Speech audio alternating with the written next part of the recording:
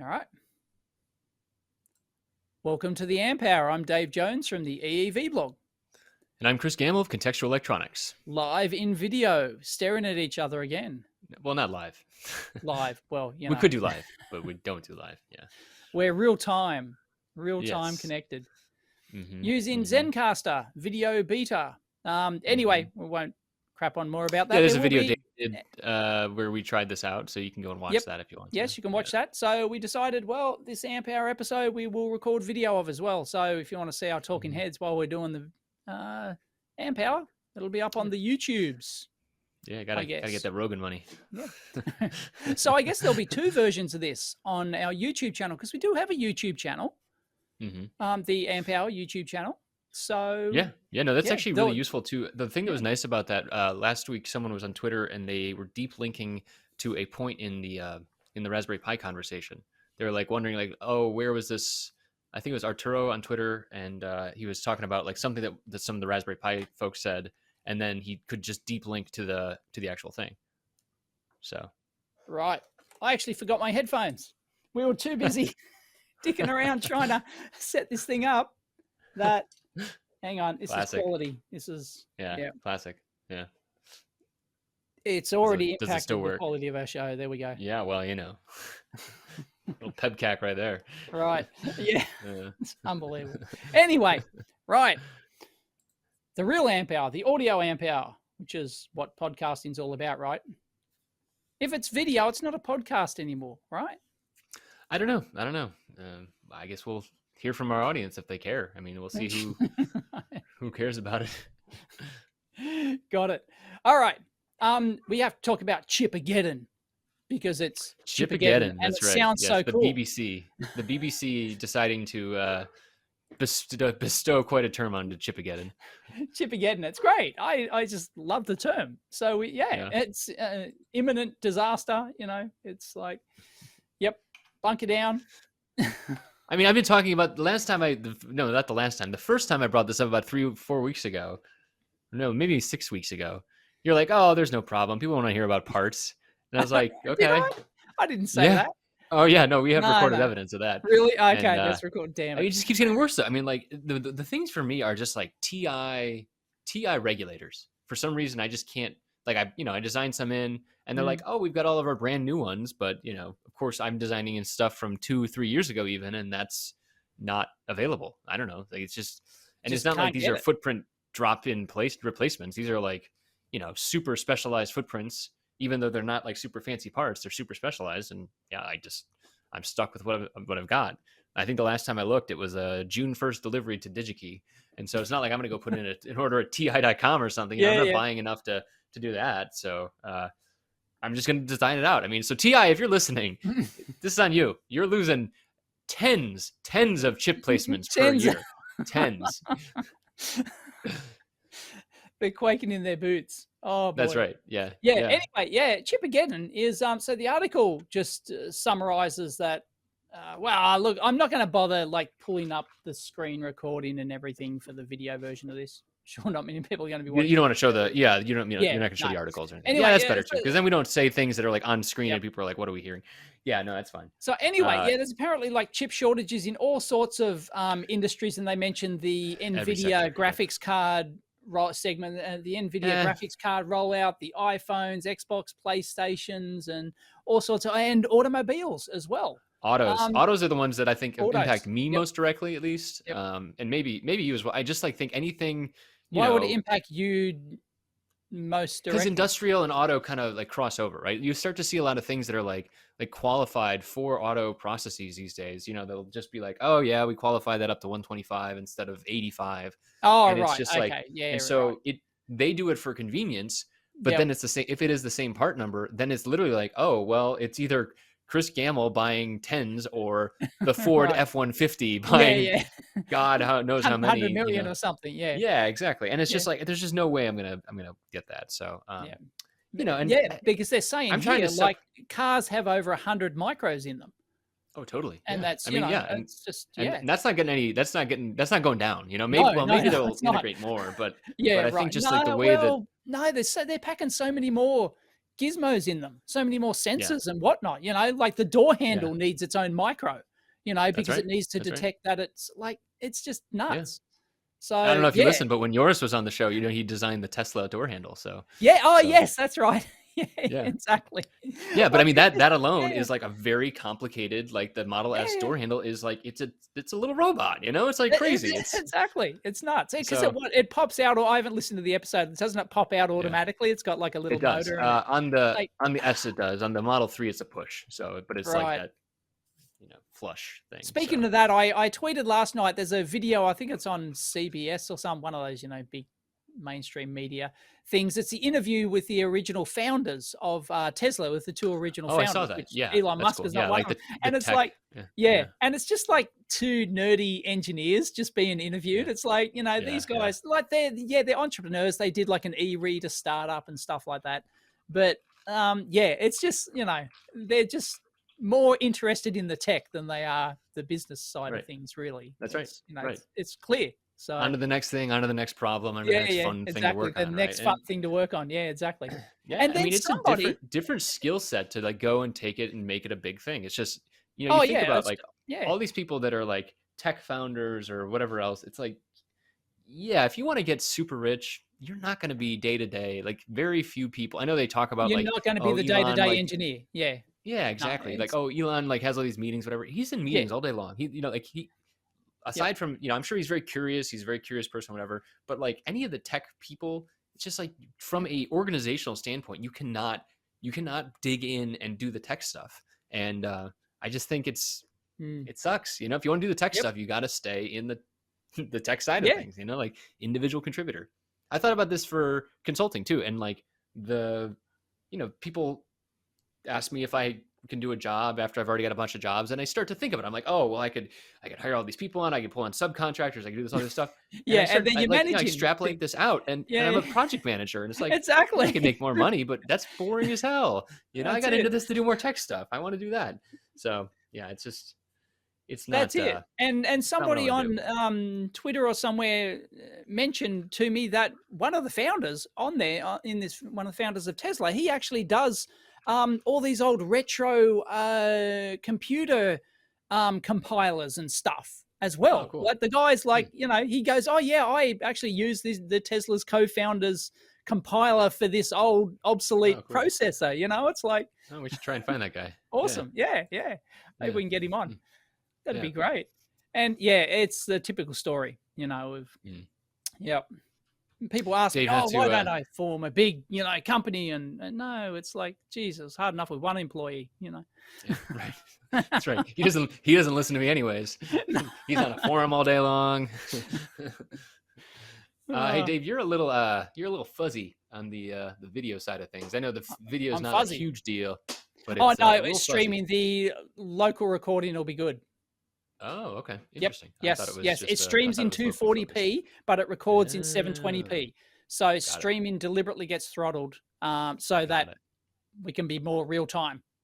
I'm just saying Doc Brown looks more focused behind you, so that's why I say it. Oh, okay. No, I'm really? No, it's all looking good here. Okay. Well, never mind then. Assuming, okay, right, because I'm trying to push the video to one side so that when I edit this, that's good now. Okay, right, all right. I'll push my camera back. All right, I'll figure it out. Oh God, now I'm going to goof it. Nah. This is not gonna make my editing easier at all. All right, I'll just have to butcher it. All right, okay, not a problem. All right, Chipageddon. So back to Chipageddon. So and it's I think I mentioned my buddy who's a buyer, and I was asking him about this stuff. He's got in depth. He's actually doing big volumes and all this stuff. He also mentioned in general like 5G rollout. So they mentioned iPhones, but then on the other side of it too, like towers. All the tower number is going up like crazy, right? So it's they're still super complex they've got devices, thousands of them in a city. Yeah, exactly. And so like that's another thing. And then just infrastructure around that, server side infrastructure. It's huge. It isn't just the tower with the transmitter. Yeah. There's a whole bunch of networking infrastructure in a box down below somewhere. That's right. Yeah. And so he said that's definitely one thing. And then but the real thing is he said it was let's see, March, April, everything started to fall apart with coronavirus in the States at least, right? And so all these companies, they go, ugh, and they're like, pull all the orders, shut everything down. This is 2008 again. Red alert, red alert, red alert. And they do that. And then 2 months later, they're like, oh, look, the economy's roaring. And so they all put their orders back in. And you know, and what are you going to do? Go tell Ford or Tesla or Apple no? You know, and it's just like, so then it just becomes, well, we're just going to take every single thing that's in the supply chain that you can possibly give us. And here we are. So, many of us have been complaining on Twitter about this, and I think the best advice I've seen so far is, you know, it's not. I think it was Joseph on Twitter. It's not good enough to just like see that something's in stock and design it in and then go buy it. If you see something in stock and you're going to use that, you buy it right then. Like as many as you think you, not like overbuying, but like it's like you need to build 10. Go buy those 10. You know, it's going to be worth the investment. Or 20 or 50 or, you know, it depends on their price, you know, like if they're little, you know. Well, and that's the thing though, but then people overbuy as well. That's also, I think, contributing to it. Like people, you know, these purchasing agents as well, they're scared. They're like, their jobs depend on it. Right. And so it's just like, so then there's overbuying, and it's just, so I think what's going to happen is in, you know, whenever the supply chain actually catches up, I think we're going to see a lot of extra chips because they're just all overbuying, over ordering as well. And so that will be nice for cheap chips and about, you know, cheapest chips about the end of the year, probably maybe later. But like until then, it's going to be, they've got a fight. So, and it's not just the pandemic. They said it's, you know, it's all sorts of factors that are going into the Chipageddon. So Chipageddon. Yes. Wow. But you can get capacitors sometimes, so we're past that one, you know. It's just like it's just and lean manufacturing. Samsung are building a big US fab. That's right. This is actually, I think they're looking to expand. This is like last time they did this was when I got a job. Right. So this is down in, I think it says they got a permit for like Arizona and New York, I think, and maybe Texas. I think they're just trying to they're just going to like spread it around and try and get like tax breaks from all the different places that already have chip fabs. Yeah, right? You'll choose the one that gives you the biggest tax break, of course. Yeah, exactly. You know, Oregon's not on there, right? So Oregon, so like the main places in the States are Oregon, where Intel's based, and who's the other? Not Hynix. There's a memory maker up in Boise and Idaho, and so like Pacific Northwest, there's some chips factory stuff. Arizona is where like Microchip and some more Intel. There used to be a lot more in California, but now it's all small fabs. And Richardson, Texas is where TI is, but they have been pushing off to TSMC and otherwise, which is another problem in the Chipageddon side of things. Austin's where Samsung is. And then East Fishkill and like Albany area, that's where like Global Foundries and IBM exports came from. IBM was really Vermont, but a lot of their employees ended up moving over to like upstate New York. So this is the decision making I had to do when I was deciding whether or not to stay in the chip industry. Those are the 5 places I could live. Right. And, that's only some of them sounded okay. And you can't really telecommute in the chip industry unless you're maybe designing the chips or something. Then you don't have to live. No, but if you're on the floor, it's like, you know. Yeah. The chips a lot of people I know, they ended up in like upstate New York in like pretty much a couple hours from where I grew up, and it's just like farmland, you know. There's a ton of really, really smart people near the Finger Lakes, and boring. Well, is that a problem? Real boring. No, it's just really boring. I mean, it's like sounds nice. And it sounds cheap. Boring's usually cheap. So, that's true. Yeah. Yep. Got it. Yeah. So we'll see what they do with that. I mean, like the last time. So like I said, this is not the last time they did it. Samsung has definitely expanded since I was there in 2006 to 2008. So that's when they built their first chip fab after. They built one in like 99 and then 2009 and then they expanded it over time, and they moved into the logic side of things. They started making Apple chips for a while. And so this new one would be like a large expansion of that like high end processor chip side of things. So definitely way more advanced than anything when I was there. So good news Mhm. for wherever it lands. But it's I think it's someone said in the comments even it's just like you think it's hard to get chips, try and get the machines to make chips. Yeah, Just yeah, like exactly. Tel and AMAT and all of the people that make the actual machines are just they're Yeah, very very complex.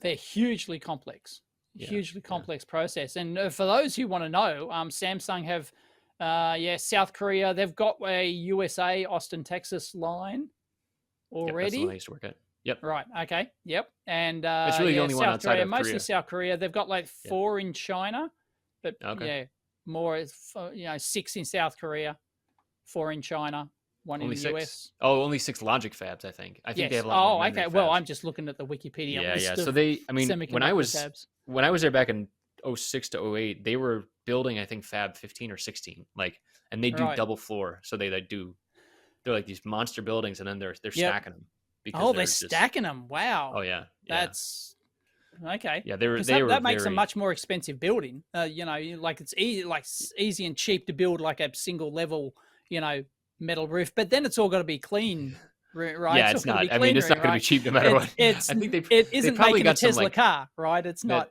yeah. Well, yeah. I don't know. They definitely yeah. I think they might save a little bit just in terms of like the plants, like the power plant and the water plant and all that stuff. If you all of the logistics of having Mm. the crazy chemical inputs Oh yeah, to no. process like that. There's So not just machines, and like it isn't just powering. You need all sorts of water and chemicals, yeah, and exactly. and all of that has to come out as well, and it's Yep, very messy yep, business. And yep. they're Definitely. dangerous stuff too, aren't they? They're like really ridiculously, like, aren't they, like, fluorocarbons as well, aren't they? Kind of Mhm. all sorts of nasty Yeah, like chemicals HF that is the one that they always talked about. So like hydrofluoric acid. cancerous causing, hydrofluoric acid, that's right. Yeah. Yep. So Nasty. it is you definitely learn your MSDS, your Right, material safety data right. sheets. So yeah, I don't miss that Yeah, part of it. right. No, messy business. But Yeah. it's very interesting though, but whether or not you want to work in there every day, I've worked in factories and it's not. Yeah, I think it's not that fun. glamorous Like at the really messy factories, and it's not that fun. Yeah, I think the surprising thing is that like it's really cool when you get into any factory, right? It's like Oh yeah, of course. how it's No, it's made of the great. worlds. They're Yeah. so great, right? To see Yep. how things are. And then once you're sitting there for like a couple hours, maybe a day, 2 days, 3 days, you're like, oh, this same thing happened over and over And over. over Like, and over again. Yeah, and yeah. that's how it's supposed to work. It's supposed to be the Exactly. exact same thing every time. And Yep. like, oh man, it is ugh, yuck, yuck, yuck, yuck. So And then you need to be Johnny on the spot because if you completely. delayed 5 minutes getting out there, Oh yeah, that cost the company X millions of dollars. yeah, totally. Every hour the machine is down. Yep. So, yeah, nasty business. Yeah. No thanks. I don't really miss that. So, Yeah. anyway, Yeah, design's where it's at, folks. I've been on both sides. Can we talk about KiCad? Because apparently you did a video that I probably should have watched. You just did an Eagle import video Oh to yeah, KiCad, yeah. Eagle to KiCad. Yes. Somebody pointed it to me, and I just released a video last night, which was trying to import an Eagle file into KiCad. Oh yeah, what happened with it?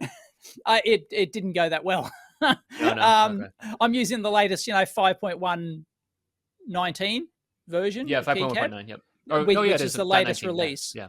Dot Mhm. 19, which is the latest release. And, it imported, but gave me some errors. And then there's all sorts of, it's messy. It's messy. What are you trying to import? The power planes aren't connected.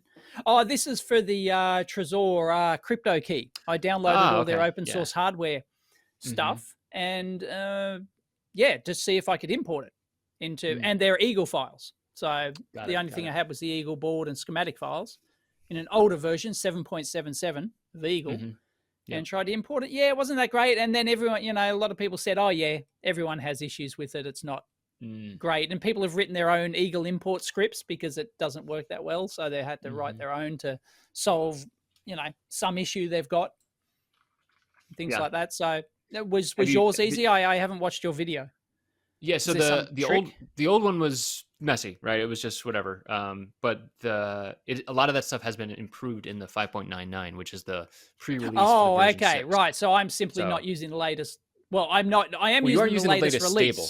Yeah, stable. exactly. That's right. Okay. And we should be. So it is February. I think FOSDEM is happening or did happen. That was kind of like the target for V6. I don't think they're gonna. I don't think they made it. I think we probably got another month or two, just from chatter I see. Hence 5.99. Well, they've been like that. So they want to have it so that they can, so that it's very easy to tell it's not going to be. You wouldn't be able to catch up to that revision even if you had to rev the stable many times, right? Right. So it's like you don't want to call it V6 or V6 RC. You basically call it 5.99, and then when you're ready, you tip that over into the V6 thing. So got it. Yeah. So and the V6 is nice, but there's still some issues. Okay. Yes. Here's something somebody took me to task over because I complained about that they didn't put the Gerber files in the Git repository. And everyone says, no, you should never. And I said, there's no PDF schematic in there either. And there's no, it was just the board. It was just the original board and schematic file. That was it. No project files, no nothing. And people took me to task saying, no, that is what Git is for. Git, you do not put the compiled stuff into Git. But I thought that's what you've been crapping on about for years. Yeah, I know they're talking about software, but they're. I don't abide by that actually. I think I think is the wrong. So yeah, I keep my source files in Git on GitHub. But then what I do is I've started standardizing on an input folder and an output folder. And because on input I want to like capture all of my any step file that I'm bringing in, any kind of graphics I'm bringing in, anything like that. But then on output it's all manufacturing files, right? Yep. And the tough thing, the reason they say that is they don't want things to get out of sync, and I understand that. That's what I was going to say. Yeah, it's about sync. Yeah, right. And so there's sync obsessed people because that's what Git solves, right? It's supposed to solve, and then this hardware business comes along, it just screws everying up, right? Because we have to make stuff. It's kind of like like jury rigging it for the system that's being put in, right? And like so like if you're releasing a Rev A to production, okay, great. You're supposed to so basically one way that you could do it is you say you tag at whatever revision is, you tag it and you say, and then you could and the tag is maybe labeled Rev A, very simple, all lowercase, whatever. At any point you could then go and say git checkout Rev A, and it'll zoom you back to that point and you could view the files, whatever. Personally, I do not like that. Because I still do that and I like that. But when Rev A happens, I put an official schematic in the output folder, and then in Rev. So then by the time I get to Rev D, which happens quite often, I actually have Rev ABC in the output folder tagged at each tag point, because most often I need that reference to go back to. I can't. Got it. I can't switch, I can't have multiple repositories and, side by side compare. I want the actual hard file there. And so, but what if you just made some changes, but you didn't actually release that schematic? Would you still put that in the output folder? No. I want the official one that's, because anything that is at the mark, anything that went public, manufacturing. Well, and manufacturing, really, that's what I care about. Manufacture, but even if, but what if you manufactured a prototype and it didn't go anywhere, and you only care about the ones that went public, for example, because you're doing 10 internal prototypes. You're just doing prototype after prototype. Sure. I mean, yeah, then I would put put Rev A through J. You would put them all in. Okay, right. Yeah, I think so. All right. Would you? I mean, how would you do this? Oh, yeah. Well, no, I've done both. I'm guilty of doing both. I don't think there's a right answer here, right? It depends. No, there is no right answer. But I got taken to task by the Git purists. Yeah, I mean, that's because they're talking about it from a software perspective, right? I get it. Like, they don't like binaries, totally. And no, I don't like binaries either. They say, oh, you should build from source. You should have this, whatever. Yep. I don't always build from and they're source. Like they're probably also talking about like automation and what they called like continuous integration type stuff, and it's like you should always build the latest or build it from source at a certain time. I don't agree with that. I know.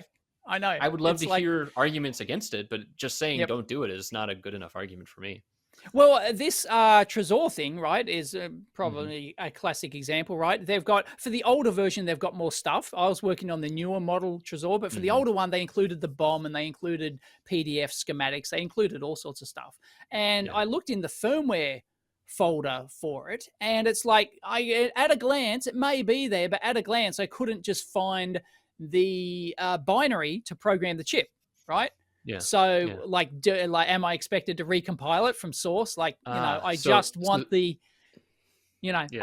because I'm making this, I'm duplicating it. So I don't care about the source. That's Yeah. their job to handle, right? Or it's the community's job to handle. All I want, I'm just making the widget. Yeah. So I don't, all I care about is the binary to program the chip. That's it. That Yeah. So literally is all I sometimes care about. they're talking. So sometimes it exists in the releases folder, right? So there's when you I was going to do say, yeah, an actual release, when you tag something, it will do a release. But there should be a binary at that point. Like there should be somewhere that you it's point got to be people to a somewhere, binary. yeah, but it may Yeah. not be in the source. Yes, it could be in some Right. release subdirectory somewhere that I haven't Right. found yet. Well, and so So KiCad still yeah, doesn't have a way to script to like the API is catching up in terms of like scripting. So there's a talk by Jesse Vincent, who has been on a show during one of the travel shows I did. But Jesse runs Keyboardio, and he did a talk at KaiCon about basically this whole idea of like scripting it out so that when you tag, so that you say, hey, this is Rev A, you hit go, and it goes and it zooms off and it generates your Gerbers and your bomb and I think Altium does this sort of thing, right? And it yeah, generates yeah, it's basically got a version, yeah, manufacturing yeah, package. yep, Yeah, and so like basically that kind of idea, and I like it a lot. It's just if it's not built in right now, I'm not I'm not really capable of doing it. So right, yeah, got it. All right, so yeah, Git, please leave it in the comments down below if you what you do. yeah. Yeah, Yeah, that'd be great to know. yeah. I mean, like So, that's the thing. yeah, That's yeah, I have no problem with it not being in the actual source subdirectory. That's fine. I'm fully on board with that. But yeah, there yeah, should be like an output folder somewhere. yeah, You know. yeah, Yeah. But there's not. So mm, yeah. yeah, Anyway, so yeah, I can't push my stuff back into somebody else's Git, can I? I've got to do a pull request yeah. So the to way you do put it it. is Yep. you would fork the repository, right? So if Trezor has this open source thing, you fork it, and then it basically creates a copy in your GitHub account. It's the Yep. exact same. Basically, it tags it at not tags it, but it basically grabs it at the exact time that you did that fork. You Yep. go and make your changes to it, and then you push that change back to Trezor, and you say, hey, here's the changes I made. Do you want to Yep. include these in your repository? And they say, yeah, sure, why not? So Right. that's like a So that may not be changing the source at all. That may just be adding an output subdirectory because they haven't done it. So someone like me could come along, fork it, do an output subdirectory, and yep, then put all the files in there, and then do a pull request for them to right, pull it back in. Right. yeah, See, I'm totally with it now. I'm totally with this Git thing. I'm yeah, yeah. learning. Yeah, it is a bit of a shift, especially if you're coming like because the Altium stuff's also version, and so Yeah. um, Yeah, it's that's what I'm a used to it's when I a worked at Altium. We were using yeah Subversion. Yeah. yeah it's a I kind of assume a they're still using it sea for their change. own source code and I stuff think they like are. that. Yeah, a lot of Yeah. people do still. So it's Right. kind of more. Okay. It is more like kind of zip up the whole idea, right? Which is Mm. problematic when there are binaries, and really I think this is where ASCII based type stuff like KiCad does and Eagle does. It's nice Yep. because you can actually see changes, Yeah. and and being able to view stuff as well, right? So like I think that's an argument against. So if you are using like a proprietary, say you have to use Altium for this thing, then I think it actually does make sense to have Gerbers and all the other stuff there, just because even though there's viewers out there, it's just hard to get to that data. I think Yeah. it's just if you have a PCB dock or SCH dock or whatever the thing is, it's tough to get to. Well, I think regardless of what package you use, you should be, if you're going to do an open source thing, I guess, there should be like an output folder just to make Yeah. it easy for people. But, you don't Yeah, have to. I mean- and if you don't want to, because you just don't want to, that's fine. Yeah, There's right, nothing wrong with right. that. So, Yeah, Yep. I try and I think the thing that I've been figuring out for myself is just like being kind to myself, my future self, right? That's like a key right. thing for Yeah, me. exactly. It's just like, oh yeah, I have opened up some projects recently, and I'm just like, what the hell was I thinking here? It's just Yeah, they're a mess. yeah, Yeah, yeah, I know. Yeah. Boy.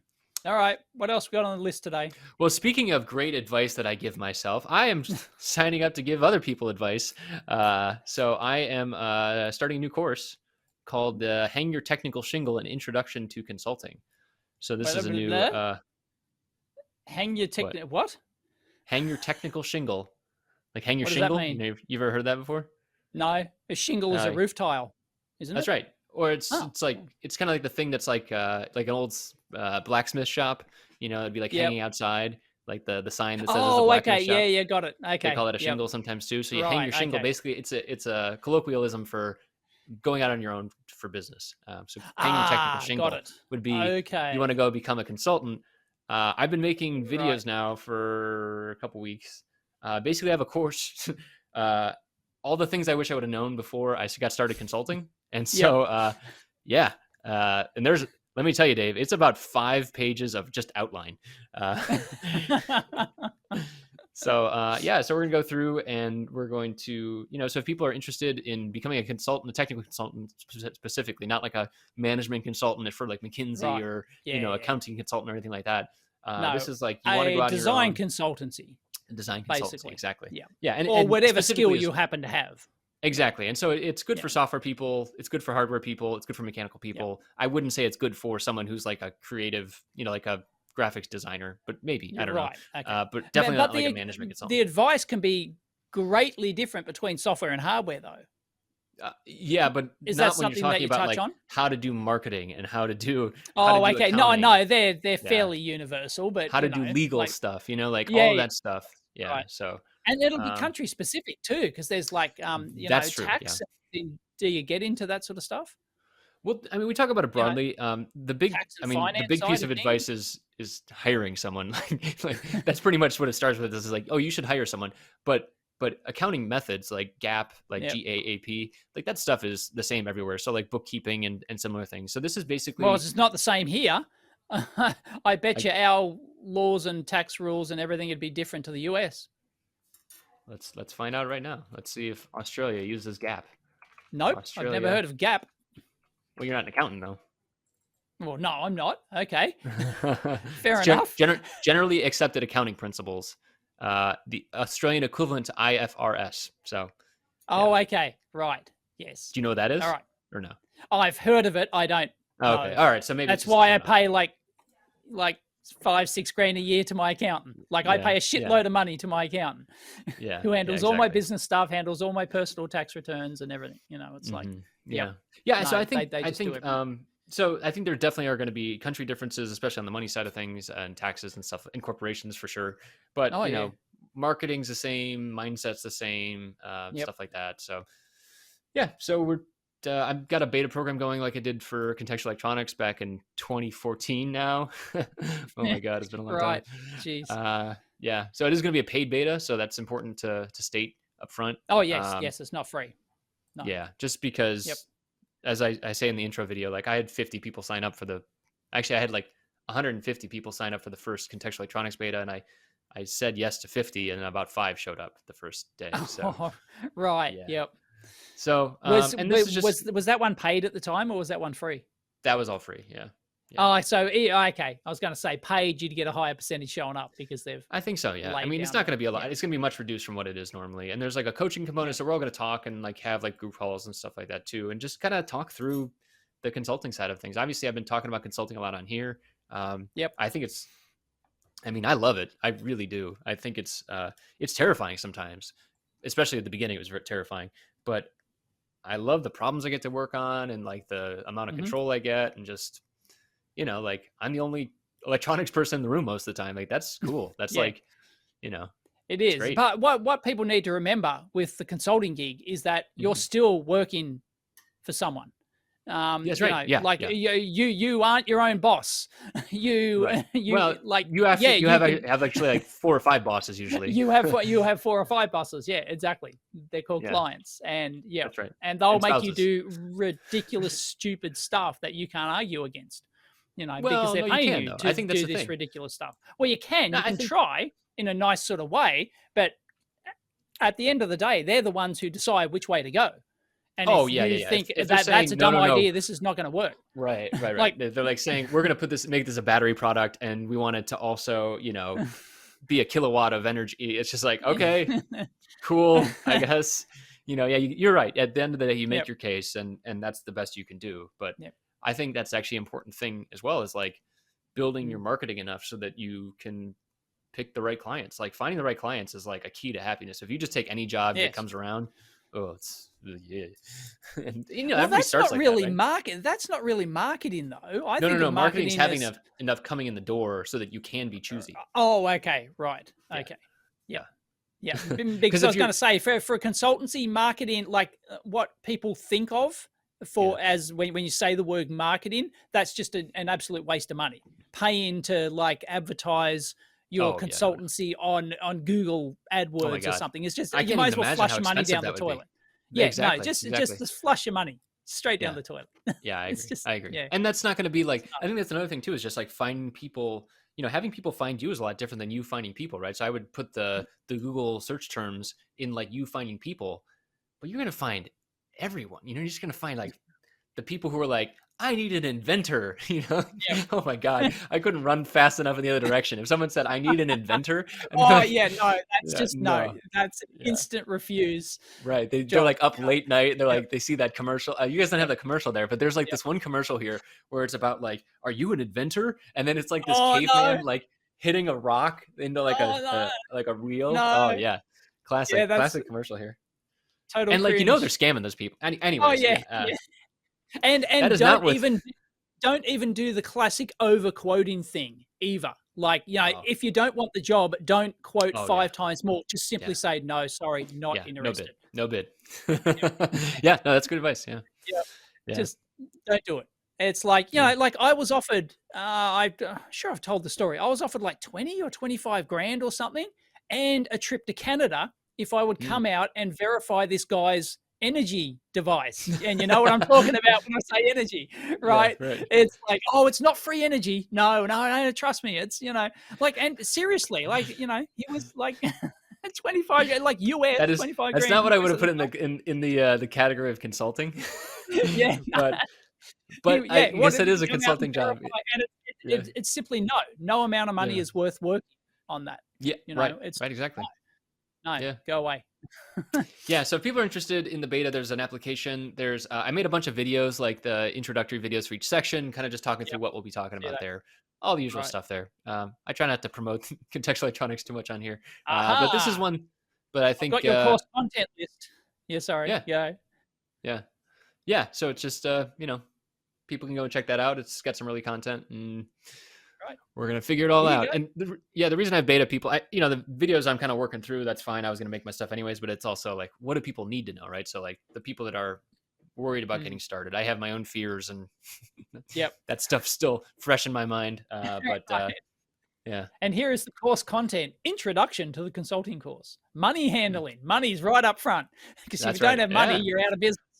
Yeah, I mean, like Right. there's a whole section on accounting, but also like cash flow. Man, like Yep. cash flow too, right? We talk about that on Oh here. yeah, Like, we did. I simply my business ran out of cash at yeah, one point. it's a I big was deal, sitting right? pretty. Literally 1 week, I was sitting pretty. Then the next week, I went, I'm out of cash. Like, I'm simply out of cash. Yeah, Like, yeah. I didn't have to do that. Like, but it was just like because I didn't But the manage opportunity my. arose, right? And Oh yeah, and it's just like all these purchase orders came that I'd promised months and months ago because there's a big yeah, lead time. So I promised to buy all this equipment from multiple all this stock from multiple manufacturers, and it all hmm sort of just hit at once, and bam, you yeah, know, all my cash vanished. Like, yeah, and I had to stop paying myself wages. Like, yeah. it Exactly.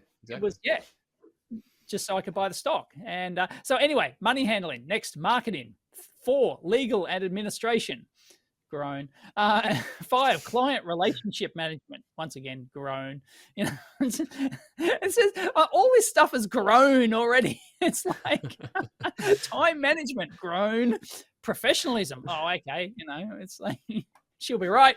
No worries. And number 8 is resourcefulness. And 9 is mindset. Where's the engineering, Chris? Where's That's the the idea. engineering? That's the It's rest not of there. contextual electronics, Dave. Right, that's a different course. That is. I mean, seriously, yeah. I mean, this is Yeah. this is like the end of contextual electronics, right? This is basically you've already learned all the other stuff like contextual electronics. You know how to build stuff. You build stuff on Yep. your own, whatever. You want to go out on your own. Yeah, this is all the stuff that you've grown at, and you're like, oh, I never thought I'd need to know this stuff.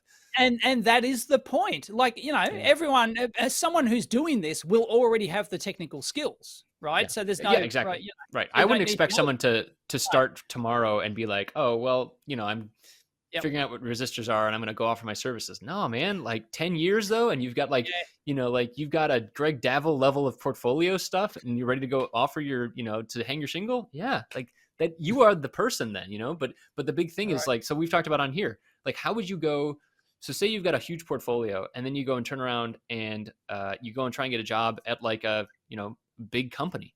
It's like you're gonna get stopped by HR every single time, just because you don't have the degree or the right degree or the experience. Or you don't have the experience at a big company. So exactly. Yep. So yeah. So yes, they're supposed to be grown worthy. Professionalism, money handling, marketing. Right. I'm gonna put Dave as my testimonial. Grown worthy, Dave Jones. Oh boy. Yeah. Well, I hope that works well. Well done. Yeah. Yes. Thanks, it is. Yes. See how it goes. Yep. Yeah, I think the other thing too is just like building community around it too. Like it's just right. Well, you've already got that with because you've got the forum, don't you? You've got the consulting forum. Yeah, so, this is going to be separate from. This is going to be like a subsection of that, even just because it's going to be like as people are getting started. But yeah, there's also the consulting forum and things like that. So is that consulting forum? Is that like an invite only thing? Mm-hmm. Yeah, there's an application. I'll put. There's an application. You can't just join it. Yeah, you've got to. Okay. Yep. Got it. Yeah, basically hey, are you a consultant already? You've got to show us your stuff. Is that the threshold? Show your consulting site, pretty much. I mean, like, yeah. Oh, okay, right. Yeah. but what if they don't have one? What if they're just getting into there and they don't have a consulting site? They just have their projects. That's okay too. Like, just a link to that, just basically to show you're legit enough. Like, right. Got it. it's a real soft, gateway. So. Actually, after this, I'm probably going to shoot I'll probably go outside and shoot it because I'm, sick of being in my windowless office here. Somebody emailed me. It was just finishing his degree. I think he's part through, year 3 or something of his degree or something like that. And he's worried. How does he stand out? Right. Yeah, great question. Thing, right. How can I, what can I do to stand out? And then I chuckled because in his email, he said, oh, here's my YouTube channel with my videos I've done on, I'm really passionate about audio, electronics. And he's done this whole suite of done. Done. You already stand out to 99 more than 99.999% of other graduates. Yeah. Yeah, I was reviewing a resume recently, and it was the same thing where like he's like, it's got the usual like experience. He has some good experience up front, and some of his classwork and stuff like that. I got to the bottom, I'm just like, where are all your projects? Like he's like, oh, well, I didn't think I should put those on. I'm like, no, you should definitely put those on there, and links to your website where they are focused. Like. Don't just say it and don't just use the words. Like, you can often include photos in your resume. It's fine to include, we always recommend, I'm sure both of us will recommend keeping your resume to like 1 or 2 sheets tops, right? So. Especially if you're young. I'd say one if you're young. Well, when you get older, you find you don't actually need a resume, really, because you're finding jobs other ways. But like 2 sheets tops. But it's okay if you include a whole bunch of photos, because trust me, when you've got 100 resumes and you're flicking through them like this, and you're going, oh yeah, like you'll read the summary at the top, and then you'll probably, like your eyes are glazing over because there's your 100 resume, and then you're just, I look like, oh, this is thick, and you see all the photos, and you're, holy shit, it's something different. So you're going to be looking at photos, because it's visually stimulating, and you're just going to remember that person. You're probably almost certainly going to get an interview. I think so. Yeah. I think it's tough when I think a lot of the traditional advice too, like if you go to like a career services office and things like that, they're going to be like, here's how you fit into this box that IBM asked for, or this, Apple, or even Apple, in a best case scenario, right? Tesla and Apple recruit here, and here's what they want. It's like, they're going to tell you how to do that thing. And it's like, yeah, you are probably going to stand out through an HR individual at these big companies.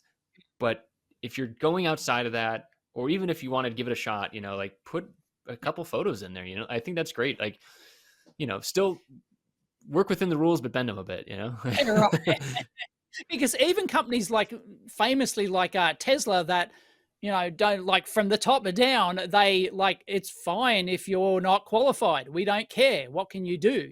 Are you innovative? That kind of thing, Yeah. but even those companies, you still have to get through HR, right? Right. So you've got to have whatever they're looking for. Yep. So, Yep. you have to give them that. Otherwise they, I think Dave's frame is really right though too. Is just think about it, try and empathize with what the person, the engineer reading your resume. Like, yeah, you still have to get, you have to check enough boxes to get past HR. Okay, fine. But once you do, then what? Like, who are you? You're in a stack of paper. How do you make it compelling enough, right? And as much as I think, a career services person telling you that your job at Dairy Queen is going to, show that you were a good worker and all these other, it's just, like if you have to choose between putting another project line on your resume and your Dairy Queen experience, put the project line, like exactly. Yeah. And if you haven't done stuff yet, go start today, and document as you go, Yep. Just do what I do in my video last night. Go pull a project out of GitHub and modify it. Do something like that. You don't even have to start from scratch. Just, take an existing project, modify it, do something nice with it, Yeah, I think as long as you're like upfront about it, right? I remember the first time.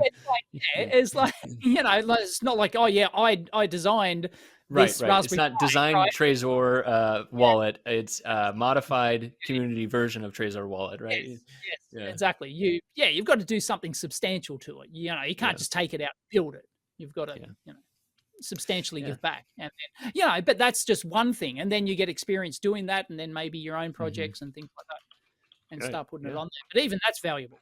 Even that, you'll stand out above, 90% of other applicants. Yeah. Now, if you can put some PCB renders and animations on your resume, I guess you wouldn't put animations, but if you could put the renders. Oh, these are sexy. What is this? Yeah, we've got a link. Yeah, where's the link? Oh, I also want to put in here spectacular PCB renders and animations. Who's it done by? It's done by Schottky on the EEV blog forum. Published these on the EEV blog forum. And they're just wow. wow. Oh, yeah. I could go screen thing here, but it looks anyway, like it's a bunch of like power handling type stuff. It's got huge inductors and looks like power converter boards and things, terminals, and and it's just, oh my goodness, it's like you can tell it's like a Photoshop render, but it just looks so gorgeous. You don't care. Yeah, it almost looks like kind of like steampunky. Kind of, it's got like the dark, high contrast shadows and stuff. Exactly, big in like the industrially type, set in shadows. Yeah. Like it's done in some dingy warehouse somewhere, it's amazing the rendering stuff that happens these days, right? I mean, that's just like throwing. My mind's blown. It's just nuts. And he's got video as well, but warning, it is vertical video. The pictures are better than the video, although I haven't watched them all. But just absolute. So hats off to Schottky on the EEV blog forum. Just, oh no, here's one. This one's not vertical video. Oh, yeah. Okay. Oh. I can't see what you're seeing if you're trying to show it here. Look. All right. Hang on. I will. Here you go. I will go like this, and I'll go like this, and I'll go like. Oh. He's not doing anything, folks. Lewis Rossman just popped up. Hang on. Here we go. Here it is. You can see it now? Oh, yeah. Yeah. There you go. It's like, wait, hang on. They'll do the exploded thing. Here it comes. You've got to watch the video version of this. Oh, look at that. That's cool. That's just that's just nuts. That reminds me of Branch Electronics. I forget his name. But Branch Electronics YouTube channel. Check that out if you want super high quality, like just mind blowing, tear down photos. It's just, like animation. It's just insane. Absolutely insane. And he contacted me and he said, yeah, like he spends like 50 or 100 hours actually producing each video. It's just like, he actually tears down, he's got a process for, he actually tears down the products and he photographs them, and he and then adds renders on top and does all sorts of stuff to it, and it's just absolutely incredible renders he's got. So yeah, Branch Electronics, just insane. I don't like his voiceover. He's paying someone to do the voiceover, I think, and I don't like the voiceover. But apart from that, you should offer to do it for free, Dave. You should offer to. No, I'm even worse on voiceover. Offer your services. Nope. Yeah, I mean, this is really cool, like the rendering stuff. I feel like at a certain point it loses efficacy in terms of, like, I think it's really great for product shots, for selling, again, to sell to your clients, that kind of thing, like Kickstarters and stuff. Yeah. But some people go really far. Like, I've seen a lot of stuff with Blender and KiCad recently too, and like it's really cool. I haven't found a need for it past, like, like there's like built-in rendering. Fine. I'm happy with a 20-year-old, now probably, how long's 3D renders on PCB been around? Altium were the first to do it, I think. And that was 20. Geez, that would have to be 20 years ago now. Yeah. I think. Yeah. And like, I'm just happy with the basic. I'm just happy to get something. I'm just happy to get something that shows my solder mask. If it's functional and and it just shows if you're like, if you're stepping on your own components or something like that, I think that's really where its value comes in for me. But there are, first off, I think it definitely grabs the eye, right? So if you're scrolling on your Twitter feed or similar, it's like, oh man, that's going to pop out every time. So if you're trying to get attention for something, I think it does make a lot of sense. It does the job really well. So I don't know what software he uses. Does he say what software he uses there? Yeah, were created in Blender. Yep, of course they were. Yep. Blender, yeah. So it's just it's incredible. It's mind blowing. I don't understand how they can do Blender's this. free as well, I think. So that's I think it is. Yep. Yeah, but apparently there's an art to it. Like, it's not something that idiots like us can just go into and expect to produce really high quality stuff like this. There's massive learning curves, and and even then, like, some really good blenderers can't do some stuff that other exceptional blenderers can do. There's like it's its own skill set, right? I mean, that's that powerful. It's you develop your own methods and stuff to do it, and it's just that's just crazy. That's great. You should offer that as a service. That would be great. I would definitely feel like there is a niche. Yeah. Yes. Right. There is it's like Glamour Shots for electronics, Right there. Right. Did you guys have Glamour Shots? Take Chris's course. Sorry? Did you have Glamour Shots? Like, was that ever a thing there? Glamour Shots? What's Glamour Shots? No, it was like the 80s and 90s. Look up Glamour Shots. Oh, right. It was like, Rock posing with the well, no, so like it was like a service that you used to hire in like the 80s and 90s. It was like, like feathered hair, and like everything was like soft, like super soft lighting, and it was just like, and they'd like add sparkles and stuff, like, so like you'd have these shots that like, and like it looked like they had like a fog machine or something too. There is some fantastic old Glamour Shots, but like for me it's just like this, I use it now as a terminology just for like like way overdone kind of thing. So okay, I'm saying, have you seen the Rock's famous one? I've seen that one. Okay, it's just great. It's just classic 90s. It's just, I think it's 90s. I think it must be 90s. I thought it was like late 80s maybe, but never did that. No, there's very few photos of me like pre mid 2000s. Like, really? It's just, ever since digital cameras came along, it'd have to be mid 2000s. No, there's very few photos of me. There's probably one or two photos of me as a teenager. Like, there's very few. It just wasn't a thing. It just wasn't, wasn't a thing in our family. We just didn't take, Yeah, I mean, these days there's photos everywhere. Oh, no. Yeah, exactly. Everyone's photo obsessed with their phones. But geez, no, back then it Apparently, was. in searching for this, I see that there's in 2019 there were still 5 Glamour Shot locations available. So But, amazing. yeah. So you could still get them done. Anyway, getting back to somebody should seriously. There is a niche for that. Take Chris's Yeah. course, and I would recommend this to Shotkey here on the EV Yeah. blog forum. Actually, take your course and set up a consulting business for doing shots like this.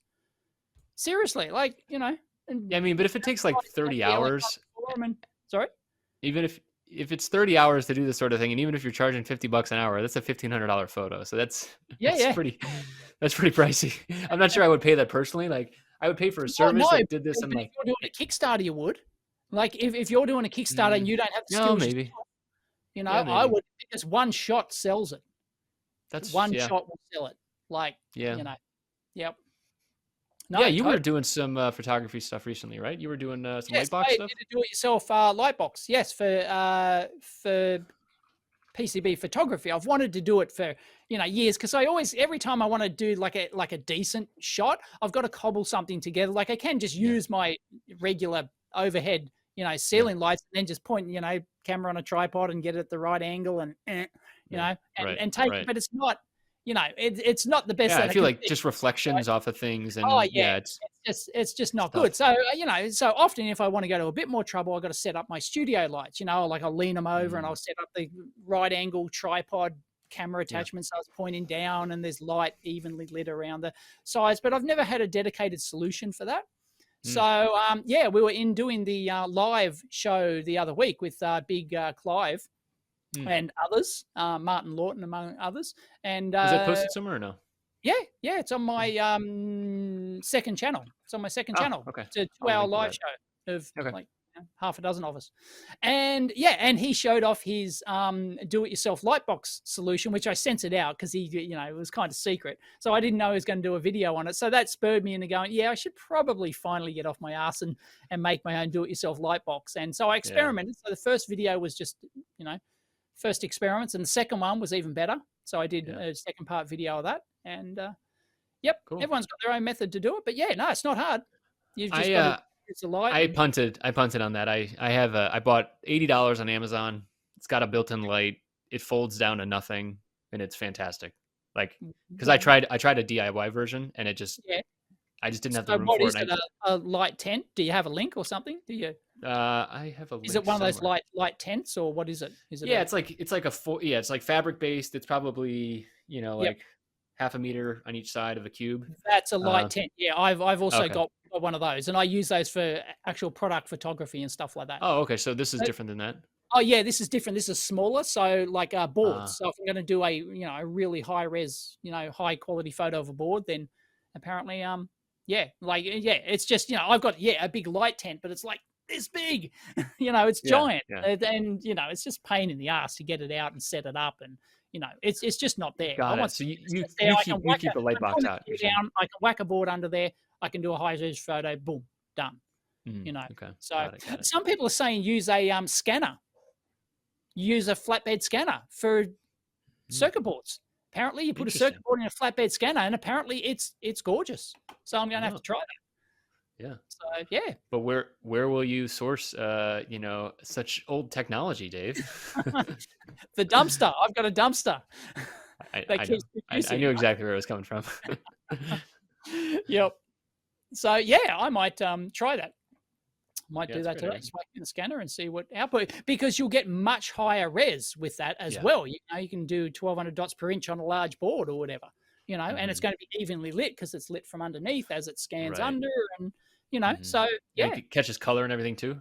It should. I'm not sure how accurate the color is. Like my Lightbox, I use accurate high CRI studio LED lights, so it should give an accurate color presentation. But I haven't done like a proper color chart calibration and things like that yet. I can't find it. It's here somewhere. I moved labs and I've lost my color chart. I got one recently and I haven't used it much. Oh, here it is. One of these things. Yes, those. Yeah. Yep. This one was only $20 on AliExpress. Yep. So I don't use Yeah, much, I but got the it's color nice to have. chart and a white chart and a grayscale chart and everything, Hmm. So Yeah, yeah, like one of those white. little flip book oneys, those things. Yeah, no, they're just separate cards. Ah, So okay. Yeah. yep, Yeah, it yep. is So I haven't nice. It is actually nice used for correction, for sure. calibration, but yeah, Yeah. so that's important. But anyway, yeah, that worked. It's amazingly easy to do yourself. It's just, it's nice having a dedicated solution for something, not having to cobble it Mm. together every time, which is, just pain in the ass. So Yeah, I just found it, so I just linked it in there. oh, I'll link it in the show notes as well. But is that what you're oh, yeah, talking about? there you go. Yeah, Light 10. I've got one that's even larger than that. Yeah, Okay. yep. So So you're saying you don't like to actually go and set it up. That's what you're saying. yeah, no, I hate setting it up, and that's not adequate for like a PCB, because a PCB is a flat thing. It's a Mhm. it's a Well, flat there's like a board. top. There's a It's top access, right? So you could zip the Oh, whole thing there up is. and do it Okay, top there's down. top access in this one. Yeah. Yeah. Okay. Oh, Yeah. yes, I see it. Yeah, there's a little window in the top. Okay. Yeah. Yeah, fair enough. And has that just got the LEDs inside just pointing down? It looks like it's just Yeah. got the LEDs. It's built in, and then it's all reflective around, so that it does light bounce and stuff too. Okay, yeah, but that you're going to get reflections on that if you do PCBs, given the height of that. So if you put your camera Mm, outside that cube, that'll be too yeah. tall, unless you've got a Got it. ridiculously long focal length lens. Got it. Got So it. Okay. Mm. yeah. Yeah, it is tough. I mean, when you see a nice photo, you see a Develian photo these days. It's usually a lot of extra work. Yeah. Yes, they're great. So yeah, anyway, highly recommended. Do it yourself. Simple solution. Works well. Okay. Yep. So I've got Before to we, put more effort into spit and polish that though. I've got to finish it off. yeah. Yeah. Did you have a chance to listen to the RP 2040 show last week? Did you get all your questions answered? I did not, unfortunately. That's okay. It is Sorry. a microcontroller with external flash. That was the answer to the to your query. To my query, there were I think I probably had majority support. I did it on Twitter. I did a poll on Twitter. I think I had majority support that it was not technically a microcontroller. I was surprised to see that there was some people were saying there's other micros out there that are doing this sort of thing. There was an NXP one too, where they're moving it outside of the chip. Oh, it's been done since the 8032 days. The Intel 8032 in the mid to late 70s. I mean, isn't anything new there. But it's not a microcontroller. Damn it, still going to die on that hill. That's your hill to die on, my friend. It's an asterisk microcontroller.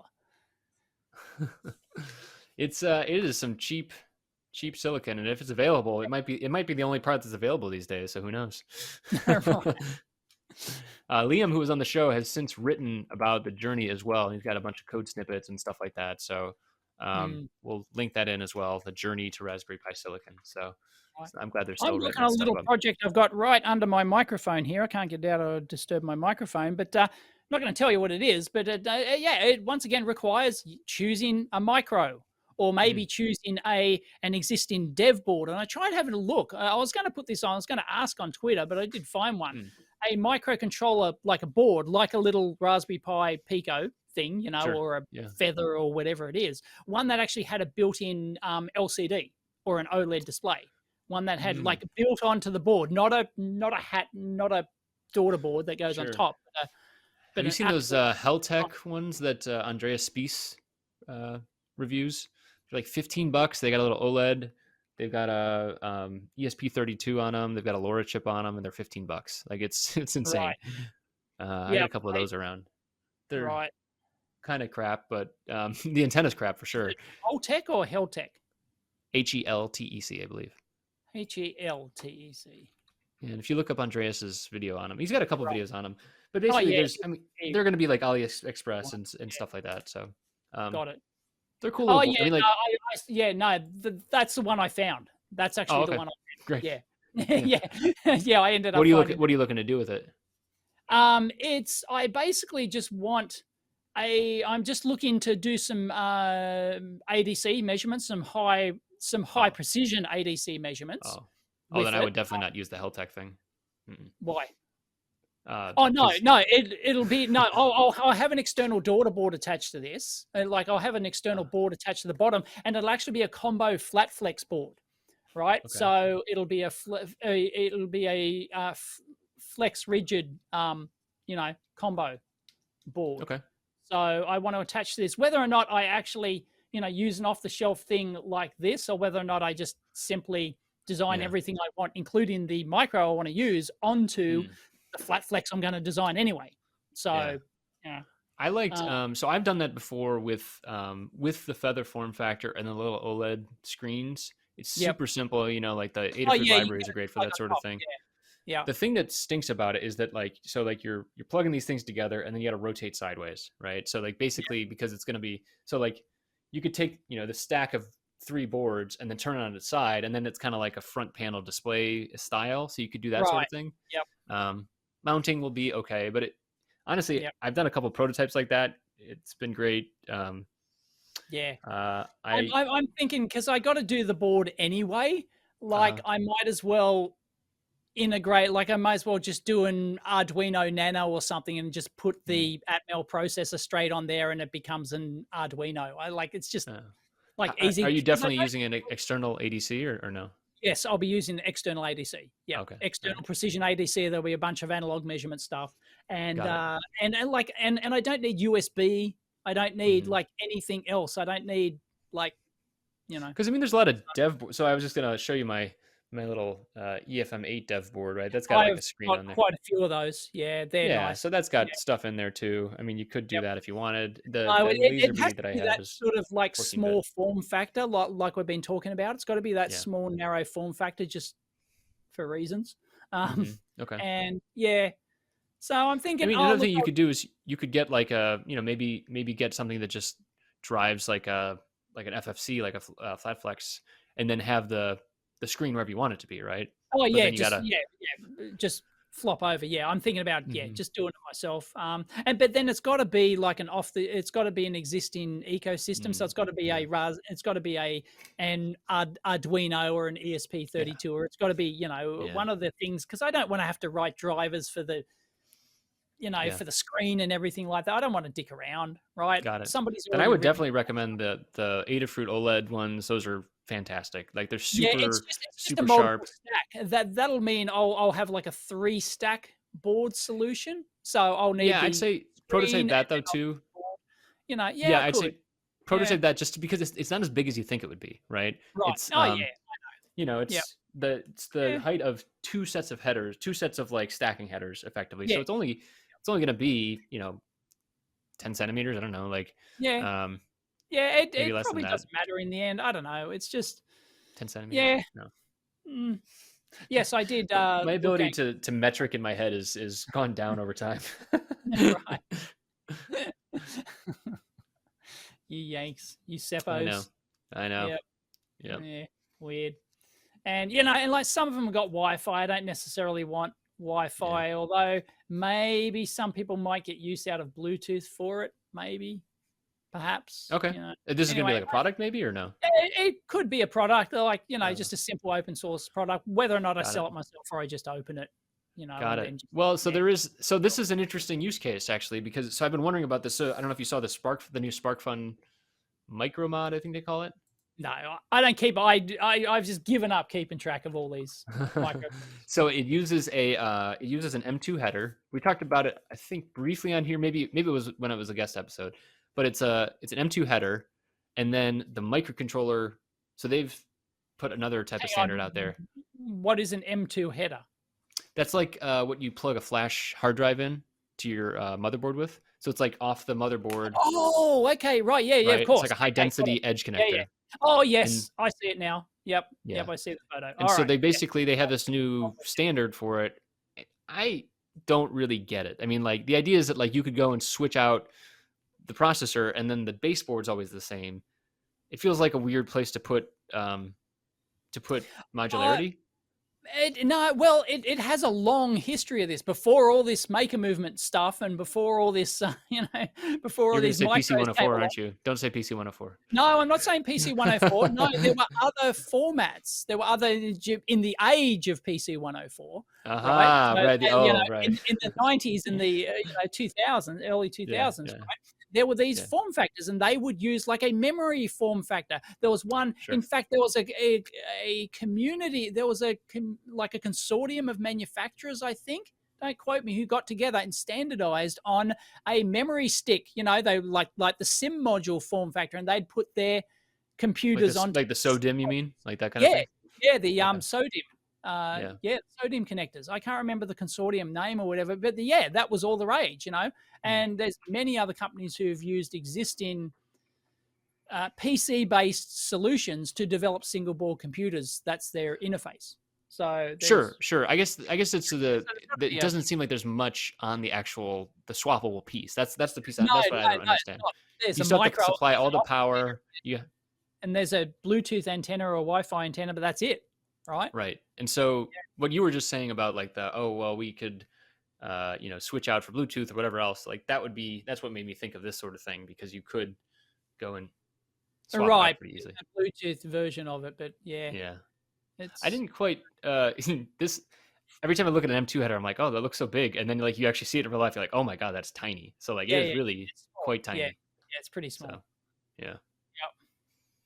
No, I can, there's a niche there for, but but then again, like you've got to buy the M2 header for your, I don't know how much, I've never priced an M2 header, but less than $1. Right. Okay. But then the other hardware to actually screw it down as well. I mean, like, yeah, exactly. I was going to say there's other stuff. Yeah, you've got to add, the press fit stud, for the that's why I think the other solutions are more popular. The ones with the either the pin headers, the stackable pin header, like your Arduino style, or the castellation side of the board style. So yeah, they're just more usable in more. Yeah, honestly, these days, I just think use whatever is best supported for what the software you want to do. Like, yeah, exactly. That's all I care about for this solution, this project that I've got. It's like everything else, like that. That's all I care about, because I don't want to spend a month writing the bloody software. I just want to. Okay, I might have to write my own analog to digital converter interface and read the sentence, but that's it, right? That's the only thing I should have to write. Everything else should just be handled. Yeah, it'd be interesting. I mean, how much speed do you need on your ADC readings? No? Nothing. No, it could be 5 times a second. You should try out like CircuitPython, MicroPython. That would be another good one. The thing I really like about that is like the prototyping. New language. No, I just want Arduino. Super simple, man. No, it doesn't matter. It might be super simple, but no, it's like, why? I already know how to program in C. Why would I learn CircuitPython or whatever? Well, because you're a content creator. Yeah, I'm a content creator. Sometimes I bring just more people into the industry. Yeah, okay. Right, but then but no, you can't just. It's also really simple. Like super simple, right? It's a learning curve. You can't just throw it out there. It's super simple. I mean, here's the thing. I've been through both learning curves of C and MicroPython, and let me tell you, this MicroPython's a lot easier. It's Sure, but I already have the C skills. True. Okay. And almost everyone programs in Arduino. I mean, how many people out there are Arduino literate, right? Sure. Practically everyone. So, it's... Yeah. I wouldn't agree with the practically everyone, but I would agree with many, yeah. And it'd be jumping on a bandwagon. That is like, which is fine if you want to do that, but switching to CircuitPython to do that would, like, the reason that you do it, there's no advantage. It's simply you're jumping on a bandwagon because I want to do videos. No, I think there actually is. Topic, right? I think there actually is very specific advantage, which is the prototyping is faster. I can tell you that. Okay. Specifically, it is much faster. It is a change in paradigm, right? So it's no longer like, it's not click, upload, verify, test, whatever. It's literally like write code, hit save, write code, hit save. And like, you're just seeing this live action happen. It's something different. Well, that's pretty cool. All right. It's worth trying, I think, maybe on its own, maybe not for a project you actually want to like move. I think what you were saying here is making progress, right? You want to make progress fast. And I want to make progress fast. Yes. Yeah. Jay Carlson posted a project he was doing, and he was saying on Twitter, he's like, I'm really proud of myself just because I got it past the finish line. And like, I really resonated with that because it's so easy to just like over optimize, and just getting something out there, even if it's suboptimal, just pushing past the finish line is really important. You know. Yep. So, Tell me about it. Yeah. But you should make another video about micro or circuit Python. Oh yeah, that'd be that'd be a thing. Yep, totally. Cool. That's great. Yep. Not necessarily for this project. Sorry. Yeah, that's okay. It's all right, Dave. You're not paying me for consulting anyways. See, I would have to do, right, because I wouldn't want that learning MicroPython to be part of that video series designing that thing, right? I want designing that widget to be just designing that widget. I don't want to have to, then do 2 or 3 videos, learning the intricacies of MicroPython, right? I'd rather that. So I'd have to do that first, then jump in this project. So if I choose MicroPython, well, I've got to go learn MicroPython first, and then because I'm a content creator, I'm going to shoot video about it, right? So then I've got to create a whole video series on MicroPython or whatever before I can even start work on my little thing that I just got excited about yesterday, right? That's true. It's like, that's a good point. Yep. That's a good point. Yep. Enthusiasm for a project is everything, right? If you don't have the enthusiasm to finish it, then momentum. Yeah. Very important. Yep. So that's why I poo-pooed your MicroPython thing. Well, so you also like poo-pooing things. Let's be honest. Yeah. No, come on. No, I have legitimate reasons always for poo-pooing things, and that's my legitimate reason. I was excited about this project, and I just want to go boom. I just want to do something while I'm excited, and that does not include learning Circuit Python. So sorry, dude. It's okay. No skin off my back. Yep. Oh boy, we're way over. We're an hour and 16 minutes. Yeah, that flew by. The video editor is going to be pissed about this. I was going to do shit today, and now I got to edit this video, don't I? Glutton for punishment. No, I'll just slap it together. I'll just side by side render. That's it. No taking out ums and ahs. That's it. Done. All right. If you don't like how we sound on this video, go listen to the Amp Hour audio podcast. Yep. Because my video version will be using the MOV file, which we argued about this before. Well, he just wondered before the show, does it use lossless compression or not? I think it uses lossy compression, so it won't sound as good as a WAV file. Sure. So anyway, yep. All right. That's it. Talk to you soon. Catch you next time.